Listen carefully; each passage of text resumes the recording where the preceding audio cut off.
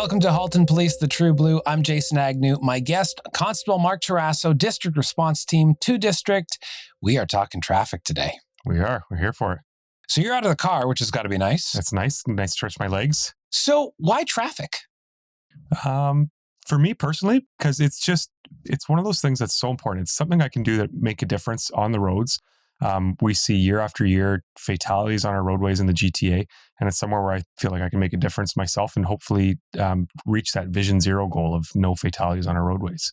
Now, we're going to talk, traffic is serious business. And, my grandpa always said, Jason, a car can be a killer. And that's true. Today, though, we're probably going to go back and forth with a few things because you must have some of the most ridiculous stories out of anyone on the force. Yeah, we see some crazy things out there. And, sometimes they don't lead to a dangerous situation. We prevented it from happening, so we can kind of make light about it because we prevented it from happening. So, and also along with that, you've become quite the personality as well. You use Twitter to bring these situations to light and showcase them. How did you become, the Twitter traffic guy?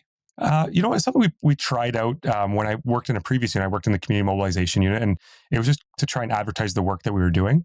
And I enveloped that into traffic as well, because what I found was if I was pulling over a driver and educating them or giving them a ticket for something, only me and them knew about it. Mm. And nobody else got to learn a lesson from it, where I thought if I tweet about it, sometimes, a couple people might see the tweet and might learn that, oh, we can't do that, or I can get a ticket for doing that. And it's worked in our favor because sometimes these tweets, they reach 20, 30, 40,000 people. So hopefully somebody else is learning from it and won't get a ticket or won't cause that danger on our roads. So it's kind of worked out that way. What are the main concerns out there? So with the fatal four is what we're constantly looking at. Part of that includes impaired driving, commercial motor vehicle safety, speeding, aggressive driving, distracted driving, those main concerns that lead to fatalities on our roadways. Where do you want to begin? Because I want to touch on each one of those. The first one that always comes to my mind, especially currently, is distracted driving. Everyone has a cell phone. This is something that's newer than the other ones, I suppose. So why don't we start there and work our way back? For sure. What can, and let's play the do's and do nots of having a cell phone in the car. Can we touch it at all? The easiest answer is no. The easiest answer for that is don't touch it at all. That's the easiest advice we can give to people because that's the main bulk of that law. There are exceptions. They can use their phone to call 911. So if they see an emergency playing out in front of them, they can pick up their phone and they can call 911 in that life-threatening emergency. We would still recommend, though, that they pull over before doing so, if they can do so safely, because we don't want them to get in a crash while they're distracted using their phone, even though they're allowed to do so. So if they can pull over, and they could be an even better witness for us once they're stopped and safely observing what they're seeing. So, for example, if they see an impaired driver on the roadway in front of them, we obviously want that information. They can use their phone to call 911. The only other exemption is if the phone is mounted, securely mounted, and the phone is hooked up to a Bluetooth type system, they can press one button on the phone to accept or end that hands-free phone call. And that's about the bulk of it, unless they fall into some category of, emergency services or a road worker or something like that. What if Carly Rae Jepsen Call Me Maybe comes on? Great song. Love to hear it. But unless it's already hooked up to your stereo, don't touch your phone to play with it. No, you're supposed to listen to that song. That was a trick question. That's the greatest pop song of all time. Okay, so really nothing you can do. A nav system, though, you can have it up in your dash, but you're not supposed to be touching it. Right. So a standalone navigation system, like if you have your old standalone GPS system, you've got to set it before you drive. Same with the GPS on your phone. If you're using, your favorite app to navigate where you want to go, you have to set that before you go. You can't even control at a red light. A lot of people think, oh, I'm stopped at a red light. Yeah. I can punch in the address I want to go to. That will still net you a fine if you get caught doing that. So set the address before you go, or if you suddenly realize I got to go somewhere and you don't know where you're going, pull into a parking lot, set your GPS, and then off you go. What type of excuses do you hear about the phones? All of them. Unfortunately, the sad reality is everybody has an excuse, and everybody kind of thinks that they're abiding by some exemption to the law for them that only pertains to them in that moment. We get I was just inputting an address. I was just calling mom. I was just checking what the stock market was saying today. So we get that a lot. Another excuse I get often, sadly, is people think that I'm maybe not the best at seeing things. And they'll say, oh, it wasn't my phone. I was holding this coffee mug, or I was holding this banana, or I was holding this book. A book? A book. I've had a book. That's not good either. On its own, distracting. which I actually had a guy reading a 500-page novel once while he was driving. Not the greatest thing either. But we actually have technology in our cars that allows us to take photos or video of a driver using their phone while driving. Oh, So people might think that I just saw them and pulled them over and they have a chance to come up with a story. But in reality, I've usually been watching for 10 seconds prior to get enough evidence to lay a charge, and I've taken a video of them using their phone. So once we get to court, I mean, they can have all the excuse in the world. The video is going to be shown, and it'll clearly show them what they were doing. So, oh, I had no idea. I just thought it. So you're actually taking videos of people using the device before pulling them over. That's right. That's something that's unique to Halton so far. Really? We have these side-mounted cameras on our traffic vehicles that are able to record. They're mounted on the roofs of our vehicle, and they're able to record when we choose to do so, to record that violation. Oh, wow. So we use it for stop signs as well, or red lights. We can capture side video instead of just to the front. Definitely learning something here. The world of speeding, I mean, it's been around since people made cars, people were speeding, Is it better? Is it worse than it was? How do you find it? I mean, every day we go out there, we have speeding going on our roadways. I mean, we've been trying to tackle the issue since the car was born, but people still, take liberties. And now we have cars that go faster and that have more powerful engines. And the biggest problem is that we have more cars on the road. We have more people on the road. We have vulnerable road users like cyclists and pedestrians. And so it's not back in the day when there was only a few cars on the road. There's lots of people using those roads, and it's just incredibly dangerous. Even though your car can go that speed, it's incredibly dangerous for other motorists on the road and those vulnerable road users. How much of a problem is street racing? We've seen a definite uptick in street racing cases in the past couple of years, because when we had the pandemic and different lockdowns and measures that were in place, some people were staying at home and the roads were much emptier. Right. And so we did see people taking advantage of those empty roads to increase their speed. And we were able to go out and get stunt drivers, shift after shift after shift. And it actually caused a bit of a change in the law where they reduced the threshold for stunt racing in the province of Ontario, where before it was 50 kilometers per hour over the posted speed limit anywhere. They've now changed it to 40 kilometers per hour over the speed limit in kind of city areas where the speed limit is less than 80 kilometers per hour. Because it was so much of it going on, they decided to try and combat it by lowering that threshold to kind of send the message that it's not going to be condoned and you will face the repercussions if you get caught. Now, when I say the term street racing, does that essentially mean one person going fast, or is this, two cars going at it, weaving through traffic, trying to beat each other? Both. So the same law covers both. We have racing and stunt driving. So racing, obviously, two cars trying to beat each other to the next traffic light. And it can even be two cars just driving in tandem, trying to overtake the normal flow of traffic. So you've got people going 60 or 70 and two cars are weaving in and out, trying to get ahead of everybody. And if they're at that, what we call a marked departure from the lawful rate of speed, they're racing. Stunt driving can include just going over that 40 or 50 kilometer per hour threshold, but it can also mean doing donuts or causing your tires to spin out on the roadway. Riding with somebody in the trunk of your car is a stunt driving offense. So there's a whole kind of list of offenses that fall under that category of stunt driving. And how do Halton police enforce that? Because if you think that these street racers are going so fast, for Halton police to be able to catch them, they must go faster or summon someone up ahead. Like, how does that whole process work? Right. A lot of people picture speed enforcement as a police car parked perpendicular to the road with the radar hanging out the side window.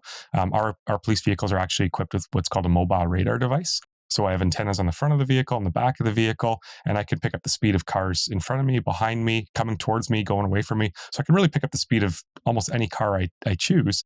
And with our LiDAR devices, I essentially aim a laser at the car and it tells me the speed of that car, even if it's filtering through traffic. So sometimes it involves me coming up behind a car. Sometimes it involves the car passing me and me getting their speed as they pass and overtake me. So yeah, sometimes we have to go over the speed limit ourselves to catch up to them, but we have emergency lights and sirens. And we also make a decision as we're doing that. Is it safe for me to apprehend this car on this occasion? And there's been times where the car's been going so fast, it's not a safe position for me to catch them myself. And so we'll use our radio and radio up to the next available police car, or if we're on the highway, ask for the OPP's assistance, depending on what the situation is. So you've got cameras. You've got lasers. That's what we've talked about so far. What else is in your magical cars that help you enforce the roadways? And this is why we have pickup trucks for some of our traffic vehicles, because we carry so much equipment. I've got scales in the back so I can weigh a truck. Wherever I pull them over, I can weigh a truck. I've got creepers so I can get underneath vehicles. I've got wheel chalk so I could stop cars and inspect all sorts of equipment. We've got tint meters so we could check how tinted a car is.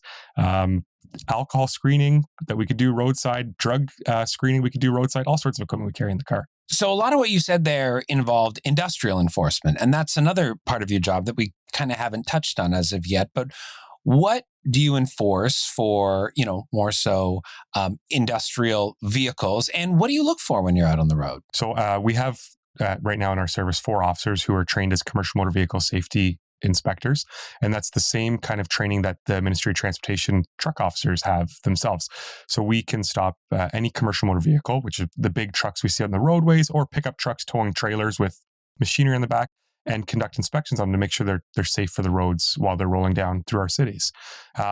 What we're generally looking for is to make sure that the load on the vehicle is safe and that the truck itself is safe. So we do a full, what we call a level 1 inspection. We start at the front of the truck, work all the way to the back, and then we go underneath the truck and check everything underneath the truck, from wheels, tires, lug nuts, drive shafts, frames, you name it. We check everything on the vehicle to make sure it's safe that day when it's driving. Is this just at random, you'll pull a truck over, or does there have to be some sort of suspicion in order to do so? So the Highway Traffic Act allows us to stop at any truck at any time to make sure it's safe for the road.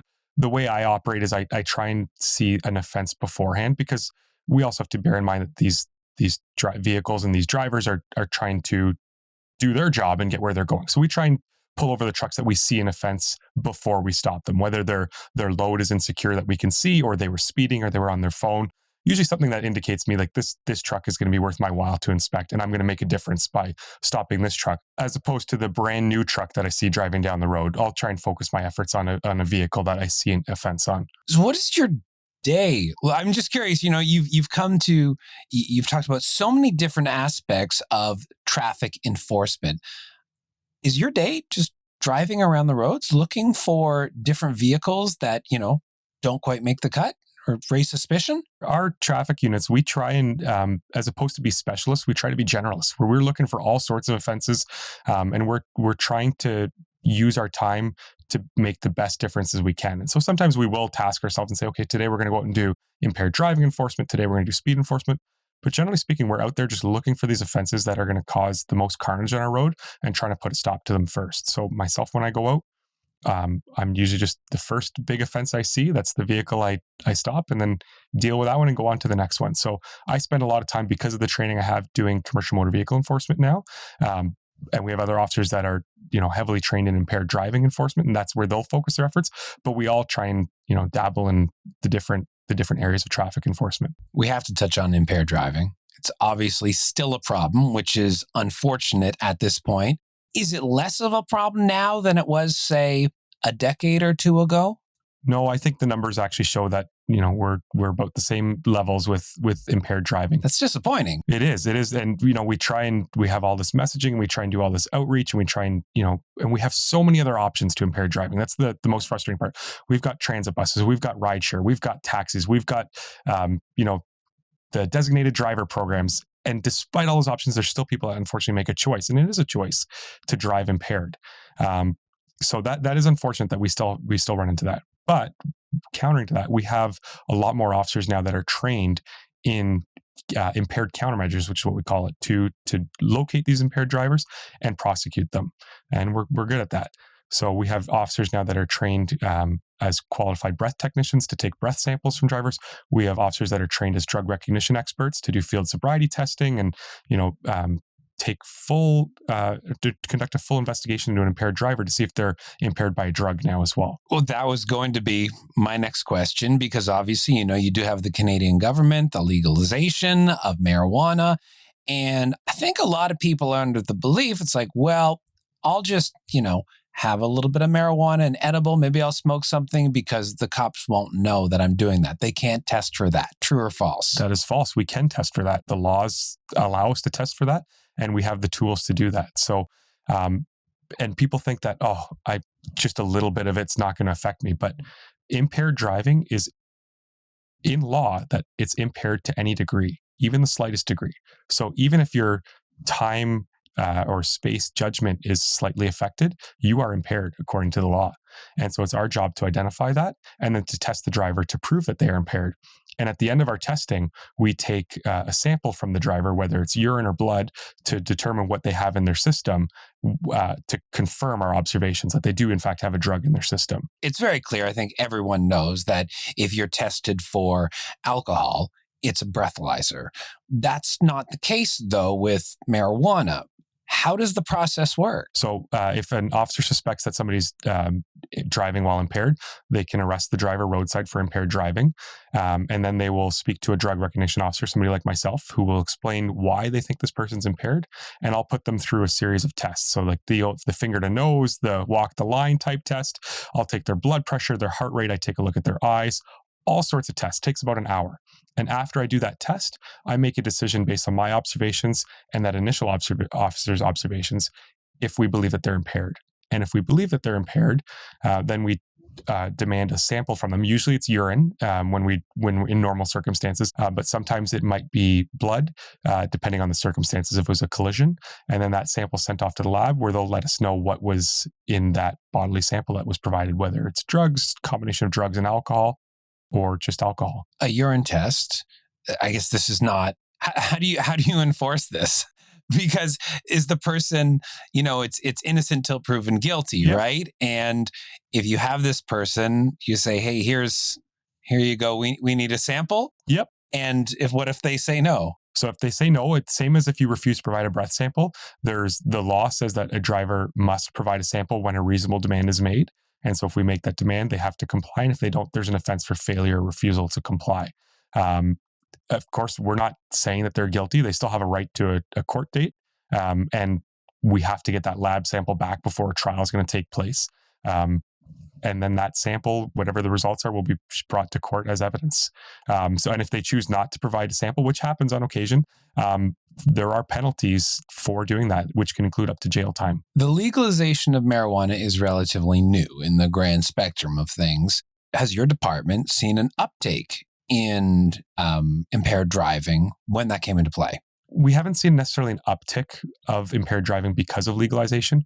We have seen an uptick of enforcement because we've trained more officers in drug impaired investigations since the legalization. So where we weren't necessarily trained in identifying it before, we are now have a lot more officers trained in standard field sobriety techniques and drug recognition experts out on the road looking for this. So of course, we're going to statistically maybe see an increase in those offenses, but it's just because we weren't trained to look for them before. So it's not necessarily a correlation, more just we have officers that are capable of doing that investigation now. So for all of us who drive, we're driving, and no matter what offense we may think that a police officer is pulling us over for, there's lights in the rearview mirror, and a police officer is wishing us to pull over. What is the proper action to take? And I can see by the smile on your face, sometimes people don't know that answer. Yeah, unfortunately, we see all sorts of things when we throw in the lights. And I can understand because I drive in my own car and I see a police vehicle behind me. And the first thing we all do is we panic because what am I doing wrong? And that police is officer, it me? Is it someone else? Is it me? What did I do? And you look down and you're doing 49 and a 60 and you're like, it can't be me. I'm doing. So yeah, so people sometimes, or they've never been pulled over before and they start to panic. But what we want people to remember is if they see emergency lights and they're behind them, we need you to either move out of the way or move out of the way and stop if those lights continue to follow you. Because one of two things is happening. That emergency vehicle is either trying to get past you or trying to pull you over. So if you always move to the right and stop, you'll never be wrong. And that emergency vehicle can either go on by or he'll pull in behind you and then they'll proceed with what's going on. I've had a case recently where unfortunately the driver didn't quite know what to do. They kept going. I kept, changing the siren, thinking maybe they don't see me, they don't hear me. And they ended up making a right turn into an oncoming lane of traffic through an intersection and stopped only when another car was coming towards. And it was, please stop now before something happens. So we do see all sorts of things. We take into account before we pull over the driver that it's a safe place for them to stop. And sometimes people think, well, I don't want to stop here. I'll wait because I know there's a plaza 3 kilometers down the road and I'll pull over there. It's better. We need people to stop as soon as those lights come on because we've made a decision that this is a safe place for us. And if it's not, we will relocate you when it's safe for us to do so. But you might not know why we're stopping you imminently. You might be losing a part of your vehicle. You might be losing a part of your load. You might be dragging something behind you, and we need you to stop or get out of our way so we can proceed to that emergency. So always, if you see those lights, pull over to the side, stop, and then we'll figure out what we have to do next. And is there something proper to do in your car? I mean, staying in your car, I think, is number one, right? Yeah, big time. The last thing we want is for you to get out and be like, what did I do? Because now we're starting to get what's going on here. So yeah, stay in the vehicle. If it's late or it's dark out, throw on the interior light is great. It lessens our concerns about what's happening in the vehicle if somebody's rummaging around when we walk up to the vehicle. So if they just keep their hands, visible and turn on the light, that way we can see, that's great. And it just helps kind of calm the situation before we even get up to the window. And if they can roll down their window for us as well, that's great. And like you said, just stay in the car. Makes that much easier for us when people aren't walking around all over the road, because A, we don't know what you're trying to do, and B, we don't want you stepping onto a lane of traffic. We're taking that risk by stepping onto that lane of traffic. But again, we take into account our surroundings and position ourselves safely, but we don't want the driver to step out into a live lane of traffic. That's our responsibility. Now, you had mentioned you get to work with some technology here in Halton, such as the camera that can look into the car and record someone using their phone. But there are certain other initiatives that I wanted to touch on before we go. What else has Halton done, particular with traffic initiatives? One of the biggest projects that we've done in recent years was Project Noisemaker. That was something that we started here in Halton, and that's kind of grown to be a GTA project. And we even have some police services on the east and west coast that have picked it up. What that project was is we were getting complaints endlessly from citizens about the loud noise from cars. Everybody knows that a dump truck is going to be louder than your Honda Civic. But what we were having is people removing their mufflers or removing their exhaust components to make their vehicle unnecessarily loud. The problem with that is people want to live in peace and quiet. They want to be able to enjoy their backyards. They want to be able to sleep and not hear that drone of a car racing down the street at 2 a.m. And unfortunately, people weren't getting the message that it's illegal to take off the muffler of your vehicle. So we put together this project that specifically looked at that as the issue, is the removal of the mufflers. What we found when we were putting that project together is that defect of removing the muffler, not always, but was often coupled with other defects on the vehicle or safety concerns with the vehicle and aggressive driving. So Project Noisemaker was born. And this is something that you go out and it's just an enforcement program for anything that raises your suspicion. That's right. So it started off with as a specific program where we would specifically go out on certain days and address this. And it was so popular with our citizens. It was so needed that it's now just turned into kind of like an ongoing one of those other things that we're constantly looking for. And myself personally, I've actually seen a reduction recently where I'm having a harder time finding these offenses because either we've been successful or people have now started to get the message that they can't make all this extra noise. And it's had a positive impact on road safety, where now just the muffler offense has led to bald tires being removed from the roadway, vehicles missing bumpers being removed from the roadway. Guys are even cutting out their airbags from their vehicles, which is a safety thing that's been put in there to save your life, and people are taking them out because of whatever reason. But we've kind of tried to put a stop to that as well. I have no idea what reason could be. I mean, I don't do car mods, that's bizarre to me. So along with Project Noisemaker, one thing I want is Project Safe Start. What's this one about? So Project Safe Start is a project that we at Halton Police have been doing for approximately the last 15 years. Okay. And it times with the back to school, or the kids going back to school.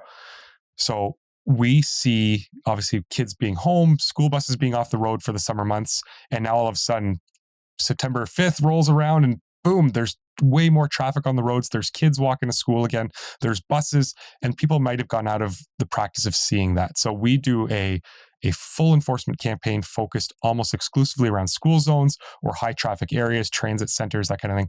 And we're almost zero tolerance enforcement for things that put our kids at risk on our roadways. So we do that right across the region, and it usually spans for approximately 2 weeks. And we're looking, again, those fatal 4 offenses: speeding, impaired driving, unsafe vehicles, aggressive driving, distracted driving.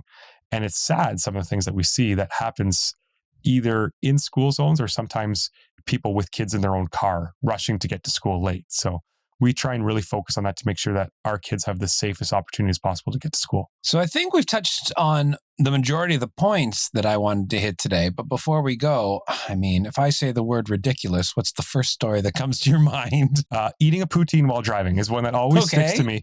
And I mean, we've all seen a guy eating a granola bar driving, like this snacky food. But this driver was driving down Dundas Street during rush hour, holding a poutine in one hand, fork in the other, with a family on board the vehicle. And With a family in there. And I had to do a double take because I'm like, nope, that's poutine, Canada's national dish, being eaten on our roads with a police vehicle beside them. So that was probably one of the most ridiculous of non-cell phone distracted driving I've seen, was that poutine. And excuses? It's sad. Everybody has excuses, but some of the craziest excuses where it's okay, it's not going to fall off when you get a load that's not secured. That's moving day? Yeah, and I can guarantee you, if you think it's not going to fall off, I have a picture in my Rolodex of something very similar where it's fallen off onto the roadway. So if gravity has anything to say about it, it can fall off. So I hate those excuses. It's not going to go anywhere. Well, I appreciate the few smiles at the end. Odds are, you're stopping bad things from happening. But I wanted to have, a little button at the end of the podcast here. I thank you for your time today. Thank you for doing what you do and providing some entertainment on Twitter. Because if we see you enforcing it, then the bad thing didn't happen. That's right. And that's the positive thing, right? Because we don't want those dangerous situations. We want to prevent people from getting hurt. So if we can prevent it, we can talk about it on Twitter a little bit. People learn about it and everybody gets to go home safely. You bet. Thanks so much, Marc. Well, thank you for having me. If you liked what you heard on today's episode, please check out other episodes of Halton Police, The True Blue on YouTube, Spotify, Apple Podcasts, or wherever you get your podcasts. Keep up to date with us on social media under the handle @Halton Police.